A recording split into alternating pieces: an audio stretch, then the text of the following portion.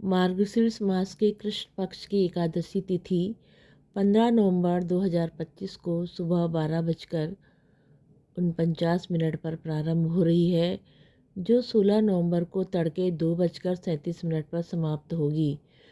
उदया तिथि के आधार पर उत्पन्ना एकादशी व्रत 15 नवंबर 2025 शनिवार को रखा जाएगा। पंचांग के अनुसार उत्पन्ना एकादशी का व्रत का पारण दोपहर 12:38 से 2:49 तक 16 नवंबर को किया जाएगा।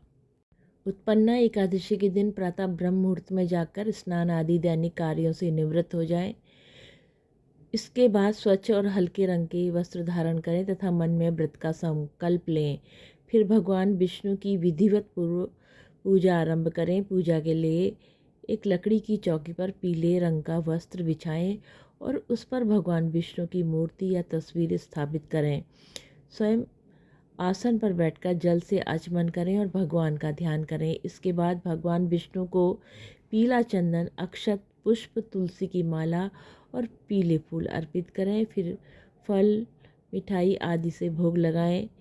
भोग में तुलसी दल अवश्य सम्मिलित हो, क्योंकि बिना तुलसी के भगवान विष्णु की पूजा अधूरी मानी जाती है। इसके बाद घी का दीपक और धूप जलाकर भगवान की आराधना करें तथा श्रद्धा भाव से ओम वासुदेवाय नमः मंत्र का जाप करें। पूजा के पश्चात उत्पन्ना एकादशी व्रत कथा का पाठ करें और अंत में भगवान की आरती उतारें। व्रत ना भी कर सकें तो व्रत की कथा श्रवण से ही पूर्ण फल की प्राप्ति होती है। की कथा इस प्रकार है। श्री सूत जी 88,000 ऋषियों से कहने लगे कि विधि सहित इस एकादशी का व्रत का महात्म्य तथा जन्म की कथा भगवान कृष्ण ने युधिष्ठिर को सुनाई। सतयुग में एक महाभयंकर मुर नाम का राक्षस प्रकट हुआ।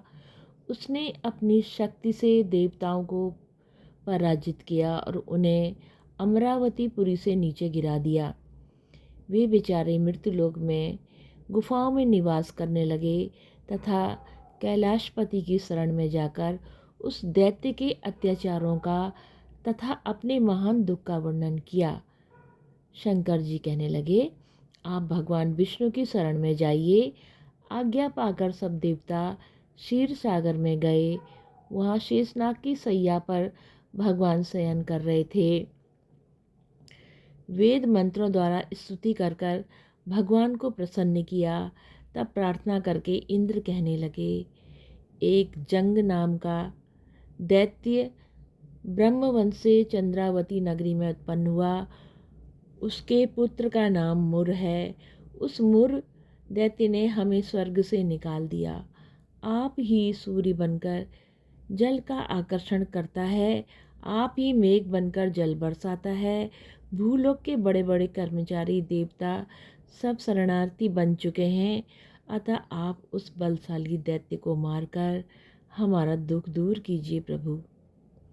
भगवान बोले, हे देवताओं, मैं तुम्हारे शत्रु का शीघ्र ही संहार करूँगा।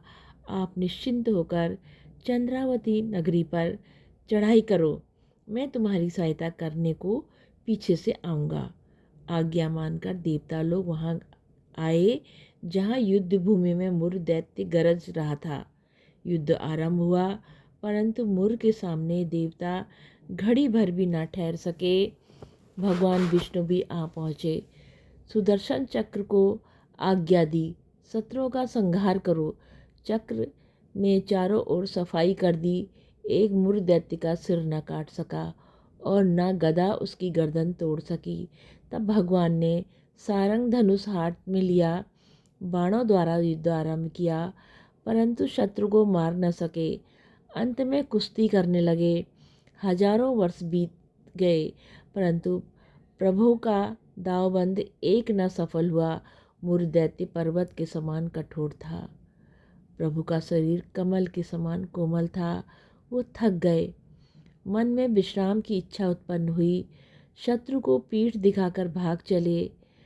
आपकी विश्राम भूमि बद्रिकाश्रम थी। वहाँ एक गुफा 12 योजन की थी। हेमवती उसका नाम था। उसमें जाकर प्रभु सो गए। मूर दैत्य भी पीछे पीछे चला आया। सोते हुए शत्रु को मारने के लिए तैयार हो गया। उस समय एक सुंदर कन्या प्रभु के शरीर से उत्पन्न हुई, जिसके हाथ में दिव्यास्त्र थे। उसने मुर के अस्त्र शस्त्रों से टुकड़े टुकड़े कर दिए, रथ भी तोड़ दिया। फिर भी उस सूरवीर ने पीठ न दिखाई। कुश्ती करने को कन्या के समीप आया। कन्या ने धक्का मारकर गिरा दिया और कहा, ये मल्ल युद्ध का फल है। जब उठा तो उसका सिर काट कर कहा कि ये हठ योग का फल है। तब मुर की सेना पाताल को भाग गई। भगवान निद्रा से जागे तो कन्या बोली, ये दैत्य आपको मारने की इच्छा से यहाँ आया था प्रभु। मैंने आपके शरीर से उत्पन्न होकर इसका वध किया। भगवान बोले, तुमने सर्व देवताओं की रक्षा की है। मैं तुम पर प्रसन्न हूँ, वरदान देने को तैयार हूँ। जो कुछ मन में इच्छा हो वो मांग लो। कन्या बोली, जो मनुष्य व्रत करें उनके घर में दूध पुत्र धन का निवास रहे और वो अंत में आपके लोक को प्राप्त करें। भगवान बोले, तू एकादशी तिथि को उत्पन्न हुई है, इस कारण तेरा नाम एकादशी प्रसिद्ध होगा। जो श्रद्धा भक्ति से तेरा व्रत करेंगे उनको सब तीर्थों के स्नान का फल मिलेगा, अर्थात उनका मन शुद्ध हो जाएगा। अंत में परम धाम को प्राप्त करेंगे। घोर पापों से उद्धार करने वाला तेरा व्रत होगा। ऐसा कहकर भगवान अंतर्धान हो गए। पतित पावनी विश्वतारिणी का जन्म मार्गशीर्ष माह के कृष्ण पक्ष में हुआ। इस कारण इसका नाम उत्पन्ना प्रसिद्ध है। इस कथा का वर्णन भविष्योत्तर पुराण में मिलता है। जो श्रद्धालु एकादशी का व्रत शुरू करना चाहते हैं उन्हें उत्पन्ना एकादशी से ही इसकी शुरुआत करनी चाहिए। इस व्रत से अश्वमेध यज्ञ का पुण्य प्राप्त होता है। ओम नमो भगवते वासुदेवाय। ओम नमो भगवते वासुदेवाय।